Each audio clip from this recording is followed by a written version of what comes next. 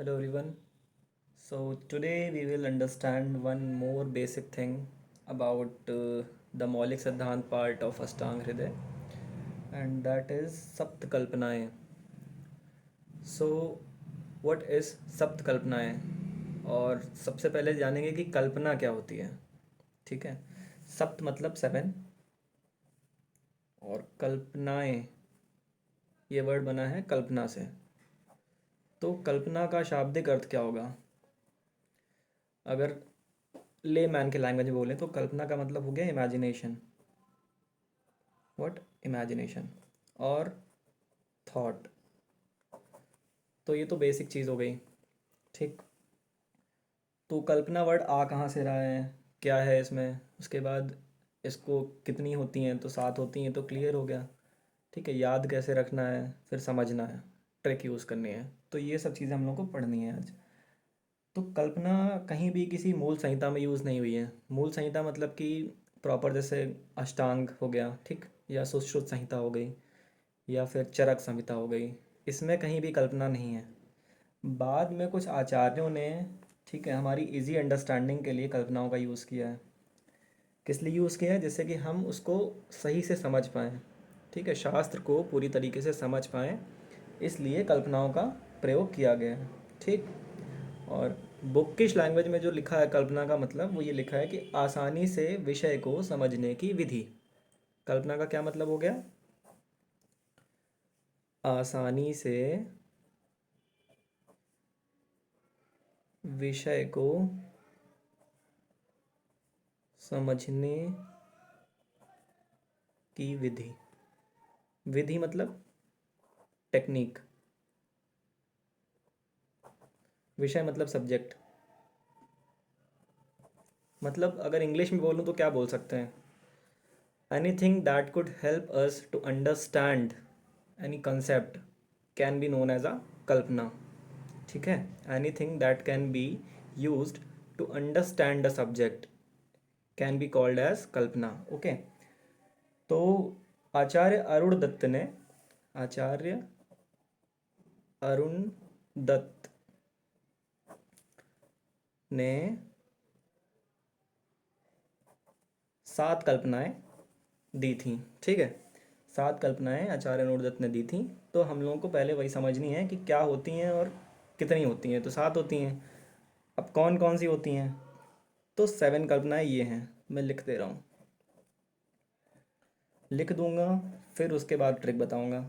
Trick पहले बता दूंगा तो फिर फ़ायदा ही नहीं है, समझ में नहीं आएगा।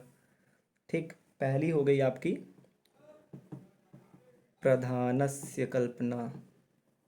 प्रधानस्य कल्पना। दूसरी हो गई प्रधानेन कल्पना। तीसरी हो गई आपकी भक्ष्य कल्पना। फोर्थ वन इज लेश, लेश कल्पना। फिफ्थ वन इज गुड़ कल्पना। सिक्स्थ इज आज्ञा कल्पना। सेवेंथ इज विद्या कल्पना। इसका ऑर्डर का कोई इंपॉर्टेंस नहीं है, किसी भी ऑर्डर में याद कर सकते हैं। तो अब इसको याद कैसे करना है? ठीक है। तो इसके लिए एक छोटी सी स्टोरी है, बहुत ही सिंपल सी छोटी सी स्टोरी है। समझने में टाइम लगेगा, समझ जाएंगे तो याद करना बहुत आसान हो जाएगा। ठीक। क्योंकि एग्ज़ाम में अचानक से याद नहीं आता है, और ये 15 मार्क्स का, 10 मार्क्स का, कितने मार्क्स का क्वेश्चन आ सकता है। ठीक। तो जैसे मान लीजिए कि आप छोटे बच्चे हैं और आप जा रहे हैं अपने गाँव। ठीक है। दादी के यहाँ, नानी के यहाँ कहीं भी जा रहे हैं, और आप 10 साल के, 12 साल के हैं, और आप जहाँ पे रुके होते हैं, आप, बच्चों की आदत होती है चीज़ें देख के बोलने की, हम यहाँ आ गए, वहाँ आ गए, यहाँ पहुँच गए। तो आपने एक प्राइमरी स्कूल देखा, वही प्राइमरी स्कूल जिसमें आप लोग के मम्मी पापा कहते होंगे कि मैं बचपन में यहीं पढ़ता था, और मैंने तो सरकारी स्कूल से पढ़ाई करी है। इस तरह के टॉन्ट्स मारते रहते हैं ना पेरेंट्स। तो उसी टाइप का एक स्कूल है, और वो आपको दिखता है, तो आप क्या बोलोगे? उसको देख के वही बोलोगे जो वहाँ लिखा होगा बोर्ड पे, क्योंकि आपको तो इतना पता नहीं है। तो वहाँ पे ये लिखा था, प्राथमिक विद्यालय भलेगु। क्या? प्राथमिक विद्यालय भलेगू। अब प्राथमिक विद्यालय क्या होता है? प्राथमिक विद्यालय वही प्राथमिक विद्यालय है ना, जो गवर्नमेंट स्कूल होते हैं सरकारी वाले। और भलेगू क्या है? भलेगू जगह है, जगह मतलब गांव का नाम है। तो इस तरीके से पूरा दिखा जाता है, जैसे कि किसी कॉलेज का नाम है लखनऊ पब्लिक स्कूल, ठीक है, तो लखनऊ पब्लिक स्कूल उस कॉलेज का नाम हो गया, ठीक है। तो वैसे ही ये प्राथमिक विद्यालय भलेगू है, तो प्राथमिक विद्यालय है मतलब गवर्नमेंट स्कूल ऑफ भलेगू। ये ट्रिक है। अब इस पे कैसे याद करना है तो बस आप देख लीजिए, यहाँ पे फिर से लिख के बता दे रहा हूँ मैं, प्राथमिक विद्यालय भलेगू। अब आपने वो स्कूल देखा और आप एक्साइटेड होके बोल पड़े क्या? कि प्राथमिक विद्यालय भलेगू आ गया। क्योंकि आप छोटे बच्चे हो तो आपने एक्साइट होके क्या बोल दिया पापा से, मम्मी से, जिसके साथ भी जा रहे थे, कि पापा प्राथमिक विद्यालय भलेगू आ गया। बस यही ट्रिक है सिंपल सी। प्रा से हो गया प्रधानस्य और प्रधानेन। वी से हो गया विद्या। क्यों भाई? विद्यालय में क्या ग्रहण करते हो? विद्या ही तो ग्रहण करते हो, विद्या अर्जन ही तो करते हो। ग्रहण अर्जन मतलब कि सीखते हो, ठीक। भा, भा से भक्ष्य। ले से लेश। और गु से गुड़, ठीक। और आ गया से आज्ञा। बहुत ही सिंपल ट्रिक है। वो स्टोरी थी, वो स्टोरी आपके माइंड में रहेगी। स्टोरी तो कोई याद करने की चीज़ नहीं है कि आप याद करोगे एग्जाम में। मैं छोटा बच्चा था, 10 साल का था, फिर पापा से ये बोला। अब तो समझ गए हो ना, तो केवल एक ही चीज़ दिमाग में आएगी कि सप्त कल्पनाओं की ट्रिक क्या थी? प्राथमिक विद्यालय भलेगू आ गया।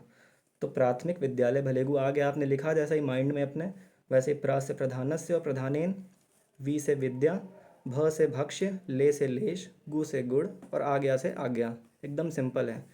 प्रधानस्य प्रधानेन भक्ष्य लेश गुड़ कल्पना, आज्ञा कल्पना और विद्या कल्पना। बस यही 7 प्रकार की सप्त कल्पनाएं होती हैं जो कि आचार्य अरुणदत्त द्वारा दी गई हैं। कल्पना का अर्थ क्या होता है? कल्पना का मतलब है कि किसी विषय को समझने में जो चीज़ हेल्प करती है उसको कल्पना कहते हैं। आचार्यों के मत के अनुसार उसी को कल्पना कहते हैं जो भी किसी विषय को समझने में हेल्प करे, बस बात खत्म। अब होता क्या है इसके अंदर, ये जो इस टाइप की जो कल्पनाएं हैं इससे होता क्या है, अब मैं एक्सप्लेन कर दूंगा और आपको अपने वर्ड्स में लिखना है ये, क्योंकि अगर आप याद करेंगे तो याद होने से रहा, ठीक है, कुछ और ही लिख के आ जाएंगे वरना। तो समझ लीजिए, उसके बाद अपने वर्ड में लिख सकते हैं आराम से, ठीक। प्रधान से कल्पना क्या होती है? प्रधान से कल्पना वो होती है कि मुख्य कार्य होता है, जो मुख्य कार्य उसको मतलब कि उसको इम्पोर्टेंस दिया जाता है सबसे ज़्यादा। मुख्य कार्य को ही इम्पोर्टेंस दे दी जाती है और उसमें उसको प्राधान्य से कल्पना बोलते हैं। मुख्य कार्य मतलब जैसे कि अगर जैसे वात का शमन करना है तो वात के शमन के लिए सबसे अच्छी चीज़ क्या है? तैल का प्रयोग। वात के शमन के लिए तैल का प्रयोग, तो ये प्राधान्य से कल्पना के अंदर लिख दिया जाएगा आराम से कि वात के शमन के लिए तैल का प्रयोग किया जाता है। जैसे स्नेहन के लिए सबसे श्रेष्ठ क्या चीज़ होती है? तो घृत। घृत मतलब कि घी। स्नेहन करना है तो घी का प्रयोग, ठीक। तो प्राधान्य से कल्पना के अंदर क्या हो गया कि सबसे इम्पॉर्टेंट चीज़ को, जो चीज़ इम्पॉर्टेंट है उसको इम्पोर्टेंस दे दी, बस इतना सा है, ठीक। तो हिंदी में अगर सेंटेंस बनाना तो क्या बोल सकते हैं? बोल सकते हैं कि किसी कार्य सिद्धि के लिए जो श्रेष्ठतम साधन होता है, किसी कार्य सिद्धि के लिए जो श्रेष्ठतम साधन होता है उसका प्रयोग ही प्रधान से कल्पना है, ठीक। जैसे कि स्नेहन के लिए घृत और जीवन के लिए दुग्ध और वात के शमन के लिए तैल का प्रयोग, सिंपल। अब प्रधानेन कल्पना क्या है? प्रधान से ही प्रधानेन रिलेटेड है। अब इसमें क्या डिफरेंस है कि जो प्रमुख द्रव्य है उसको प्रधानता देते हैं। प्राधान्य में किसी भी चीज़ को कोई भी चीज़ हो सकती है, वो द्रव्य, गुण, कार्य, किसी भी चीज़ को प्रधानता दी जा सकती है, लेकिन प्रधानेन में द्रव्य को प्रधानता दी जाती है, ठीक। जैसे गुड़ुची आदि वर्ग में सबसे पहले गुड़ुची का प्रयोग होगा, ये आप पढ़ेंगे सेकेंड ईयर में जब आप द्रव्य गुण पढ़ेंगे, ठीक। पुष्प वर्ग में कमल की इंपॉर्टेंस सबसे ज़्यादा है तो सबसे पहले कमल को लिखेंगे, ठीक। तो जिस चीज़ का वर्ग ज़्यादा इम्पोर्टेंट होगा उसका गुण उसको पहले लिख देंगे, ठीक। जैसे कि हमने बताया कि अगर गुड़ुची आदि वर्ग की बात हो रही है तो सबसे पहले गुड़ुची का वर्णन करेंगे, ठीक। गुड़ुची एक प्लांट है और मेडिसिनल प्लांट है, ठीक। अब भक्ष्य कल्पना क्या होती है? भक्ष्य होता क्या है सबसे पहले तो ये समझिए। भक्ष्य भी एक तरीके से इम्पॉर्टेंट, भक्ष्य का मतलब कि किसी मतलब डिजीज़ को कॉज करने के लिए जो इम्पोर्टेंट चीज़ है उसी को भक्ष्य बोलते हैं। ठीक, जैसे कि कहा जा सकता है कि जैसे हरितकी होती है, हरितकी भी ड्रग है। अगेन हम लोग ड्रग्स की बात करेंगे, आयुर्वेद पढ़ रहे हैं तो हरितकी को कहते हैं कि अमृत तुल्य है, उसको अमृत की मतलब कि वो दी गई है संज्ञा। तो हरितकी को अमृत की संज्ञा दी गई है और ये उसके विशिष्ट गुणों की वजह से है। तो जिस भी ड्रग की या फिर किसी भी चीज़ की विशिष्ट गुण की बात करी जाएगी तो वो भक्ष्य कल्पना के अंदर आ जाएगा। जैसे हरितकी को हम लोगों ने विशिष्ट गुण मतलब उसका क्या है कि वो अमृत तुल्य है, बहुत डिजीजेस में काम आती है। ठीक है, तो इसीलिए वो भक्ष्य कल्पना के अंदर आ जाएगा। लेश कल्पना क्या होती है? अब लेश कल्पना भक्ष्य से रिलेटेड है थोड़ी बहुत, लेकिन उसमें क्या होता है कि हम लोग सेम शास्त्र की बात नहीं करते हैं। जैसे मान लीजिए कि किसी अन्य संदर्भ में अर्थ निकाला जाए। जैसे कहा जा सकता है कि जैसे अष्टांग हृदय है, एग्जाम्पल पहले दे देता हूँ। जैसे अष्टांग हृदय में कहीं पर भी अकाल मृत्यु का वर्णन नहीं किया गया है। अकाल मृत्यु कब आती है, कैसे आती है, ये सब चीज़ें नहीं बताई गई हैं। ठीक, लेकिन उसमें एक चीज़ वर्णित है, क्या है? अरिष्ट लक्षणों, अरिष्ट लक्षणों की मतलब वर्णन दिया हुआ है उसमें। अरिष्ट लक्षण मतलब कि जैसे कि कोई मरने वाला है। ठीक है, कोई व्यक्ति मरने वाला है तो उस वो कैसे पता चलेगा कि व्यक्ति मरने वाला है? तो उससे उस बात की आपूर्ति हो गई। किस बात की? कि अष्टांग हृदय में ये नहीं बताया गया है कि अकाल मृत्यु कैसे है, कैसे होती है। पर क्या बताया गया है? ये ज़रूर बताया गया है कि अरिष्ट लक्षण क्या क्या होते हैं। तो उस अरिष्ट लक्षणों को जानकर हम ये भी तो जान सकते हैं कि मतलब अकाल मृत्यु कैसे हो सकती है। जब अरिष्ट लक्षण दिख रहे हैं मतलब जाहिर सी बात है कि इस व्यक्ति को अकाल मृत्यु हो सकती है। ठीक, अरिष्ट लक्षण कैसे होते हैं वो एक दूसरी टॉपिक है, उस पर एक वीडियो अलग से बन जाएगी पूरी। अरिष्ट लक्षण मतलब इस टाइप के कि किसी के नख नख गिर रहे हैं। ठीक है, नख मतलब नाखून। ठीक, और सांसें उल्टी चल रही हैं, इस प्रकार से कई सारे लक्षण होते हैं, उनको देख के बताया जा सकता है कि मृत्यु मरने वाला है। ठीक, तो क्या हमने बताया अभी? लेश कल्पना। लेश कल्पना में क्या होता है कि विषय स्पष्ट रूप से वर्णित ना हो पर किसी और चीज़ से हेल्प लेके उसका मतलब कि जिस्ट निकाला जा सके। ठीक, एक विषय स्पष्ट रूप से वर्णित ना हो पर अन्य संदर्भों के आधार पर उसका अर्थ निकाला जा सके। किसी एक विषय पर का स्पष्ट रूप से वर्णन ना हो पर अन्य संदर्भों के आधार पर उसका अर्थ निकाला जा सके, इसको बोलेंगे हम लोग लेश कल्पना। जैसे कि अष्टांग हृदय में काल अकाल मृत्यु का स्पष्ट वर्णन नहीं है परंतु उसमें अरिष्ट लक्षणों का वर्णन है, तो उससे हम लोग ये समझ पाएंगे कि अकाल मृत्यु के लक्षण क्या होते होंगे। ठीक, तो ये हो गया लेश। अब गुण कल्पना क्या होती है? गुण कल्पना होती है कि जैसे किसी भी चीज़ को के गुण को इम्पोर्टेंस दे दी जाए। ठीक, कि जैसे मान लीजिए कि गुड़ है भी नहीं, वो जैसे गुड़ तो द्रव्य में होता है ना, तो द्रव्य की बात ना भी करें और फिर भी किसी और चीज़ के गुड़ की बात करने लगे हम लोग, तो वो गुड़ कल्पना हो गया। जैसे कि हम लोग पता है उसको चतुष्पाद जो होते हैं, भेषज द्रव्य उपस्थाता रोगी, ठीक है, इसको चतुर्गुण कहते हैं, जबकि इसमें गुड़ वाली तो कोई बात ही नहीं है। ठीक, गुड़ तो दूसरी चीज़ है ना, गुड़ तो द्रव्यों के होते हैं, ठीक है, पदार्थ के होते हैं।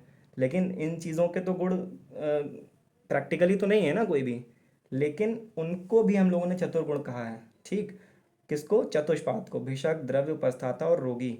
तो इसके गुण ना होते हुए भी चतुर्गुण कहा गया है और इसी को गुण कल्पना कहा जाता है। ठीक, मतलब कि जैसे कोई लक्षण शो कर रहा है, कोई क्वालिटी शो कर रहा है अपनी, तो उसको भी हम लोगों ने गुण बोल दिया यहाँ पे, तो ये गुण कल्पना के अंतर्गत आ जाएगा। और सिर्फ यही बताने के लिए ही ये गुण कल्पना का मतलब उपयोग किया गया है कि अगर किसी की क्वालिटी बताई जा रही है, किसी की क्वालिटी कैसे है, जैसे चतुर्गुण बोला गया है। अब पता नहीं होगा कई लोगों को कि चतुर्गुण बोलते हैं उसको, किसको? चतुष्पाद को।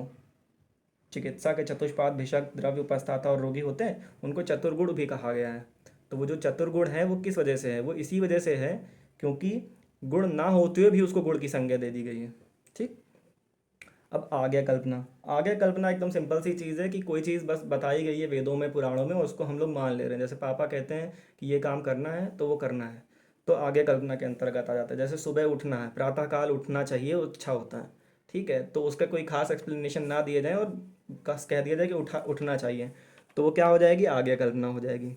बहुत सिंपल सी चीज़ है। जैसे ब्रह्म मुहूर्त में सोकर उठना चाहिए, तो बस उठना चाहिए, वो एक आज्ञा कल्पना है। विद्या कल्पना, अब विद्या कल्पना क्या होती है? विद्या कल्पना भी भाई उस आज्ञा जैसी ही है, लेकिन उसमें क्या है कि दूसरे के, जैसे कि शास्त्र से या दूसरे शास्त्र से या दूसरे वेद पुराण से कोई चीज़ लेके पहले वाले शास्त्र में या किसी और शास्त्र में डाल दी जाए, ये एक प्रकार की विद्या कल्पना है। जो कि जैसे किसी ने ज्ञान अर्जन किया, तमाम किताबें पढ़ के ज्ञान अर्जन कर लिया उसने, और फिर उसने एक नई किताब लिखी जिसमें उसने स्वयं का ज्ञान और इधर उधर से जो ज्ञान इकट्ठा किया है वो भी डाल दिया, तो ये विद्या कल्पना के अंतर्गत आता है। जैसे कि पदार्थ विज्ञान आप लोग पढ़ रहे होंगे, तो वहाँ पे बहुत जगह गीता के श्लोक डाल दिए हैं, तो वो विद्या कल्पना के अंदर आएगा। ठीक, तो बस यही कल्पनाएं होती हैं अनुदत्त के अनुसार।